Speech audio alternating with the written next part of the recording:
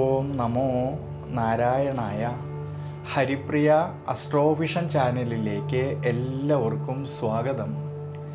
ആദ്യമായിട്ടാണ് നമ്മുടെ വീഡിയോ കാണുന്നതെങ്കിൽ സബ്സ്ക്രൈബ് ചെയ്യുവാനും ഷെയർ ചെയ്യുവാനും മറക്കരുത്. കൂടാതെ ജാതക സംബന്ധമായിട്ട് എന്തെങ്കിലും സംശയം തോന്നുന്ന പക്ഷം എൻ്റെ ഈ വാട്സപ്പ് നമ്പറിൽ ബന്ധപ്പെട്ടോളൂ. ഞാനിവിടെ പറയുന്നത് അശ്വതി നക്ഷത്രത്തിൽ ജനിച്ചവരുടെ മാർച്ച് മാസത്തെ ഗുണദോഷ ഫലങ്ങളെക്കുറിച്ചാണ്. ശുഭാപ്തി വിശ്വാസത്തോടു കൂടിയിട്ടും ഈശ്വരാനുഗ്രഹത്തോടു കൂടിയിട്ടും മുന്നോട്ട് പോകുന്ന പക്ഷം ധാരാളമായിട്ടുള്ള നേട്ടങ്ങൾക്കും അഭിവൃദ്ധിക്കും എല്ലാം സാധ്യത കാണുന്ന സമയമാണ് ഈ മാർച്ച് മാസത്തിൽ. മാർച്ച് മാസത്തിൻ്റെ ആരംഭത്തിലാണെങ്കിൽ ജന്മരാശിയുടെ അധിപനായിരിക്കുന്ന ചൊവ്വയാണെങ്കിൽ മിഥുനം രാശിയിലൂടെ സഞ്ചരിക്കുന്നത് കൊണ്ട് ദൈനംദിന ജീവിതത്തിലും ശാരീരികമായിട്ടും മാനസികമായിട്ടും ആരോഗ്യപരമായിട്ടും എല്ലാം തന്നെ വളരെയധികം ഗുണാനുഭവങ്ങൾക്കും അഭിവൃദ്ധിക്കും എല്ലാം സാധ്യത കാണുന്നുണ്ട്.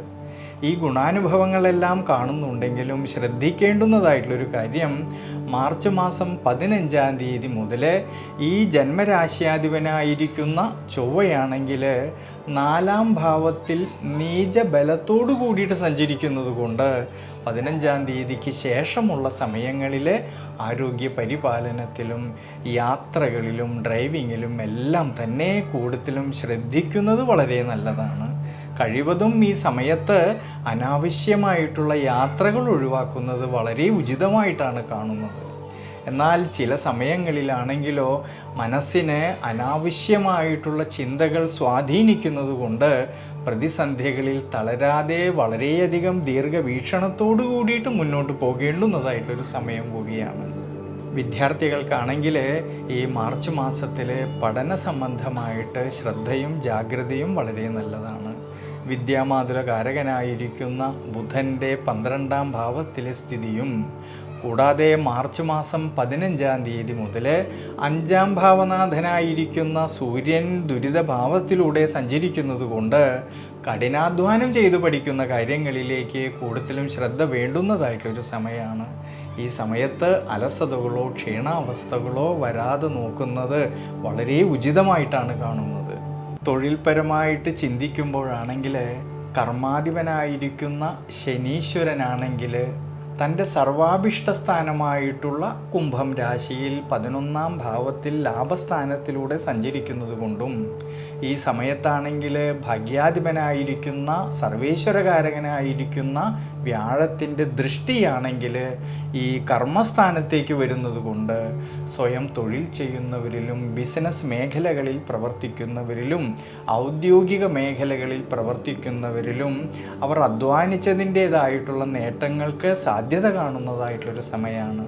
പ്രത്യേകിച്ച് കർമ്മസംബന്ധമായിട്ട് ഉയർച്ചയിലേക്കും അഭിവൃദ്ധിയിലേക്കും എത്തിച്ചേരാമെന്നുള്ളതായ മനോബലം കിട്ടുന്നതായിട്ടുള്ളൊരു സമയം കൂടിയാണ് ഈ മാർച്ച് മാസത്തിൽ.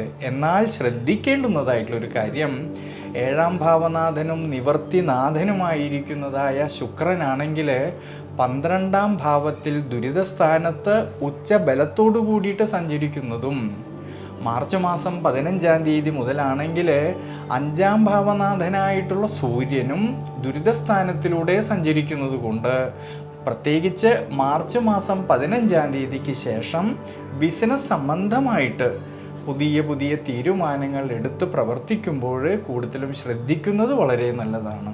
ഈ സമയത്ത് കുടുംബത്തിലായാലും കുടുംബ ബന്ധങ്ങളിലായാലും ഭാര്യാഭർത്തൃ ബന്ധങ്ങളിലായാലും പരസ്പരം അഭിപ്രായ ഭിന്നതകളോ വിഷമാവസ്ഥകളോ തർക്കങ്ങളോ വരാതെ നോക്കുന്നത് വളരെ നല്ലതാണ്.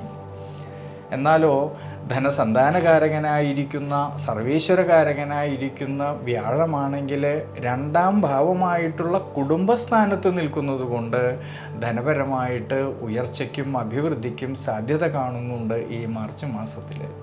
അതുകൊണ്ട് അശ്വതി നക്ഷത്രക്കാർ ഈ മാർച്ച് മാസത്തിൽ ദേവീക്ഷേത്രത്തിൽ ത്രിപുര സുന്ദരി മന്ത്രം കൊണ്ട് ഭഗവതിക്ക് അർച്ചന ചെയ്യുന്നതും കടും പായസം ചെയ്യുന്നതും വളരെ നല്ലതാണ്. ഈ സമയത്ത് അവതാര വിഷ്ണു ക്ഷേത്രത്തിലാണെങ്കിൽ ഭഗവാന് വെണ്ണ നിവേദ്യം ചെയ്യുന്നതും വളരെ ഉചിതമായിട്ടാണ് കാണുന്നത്.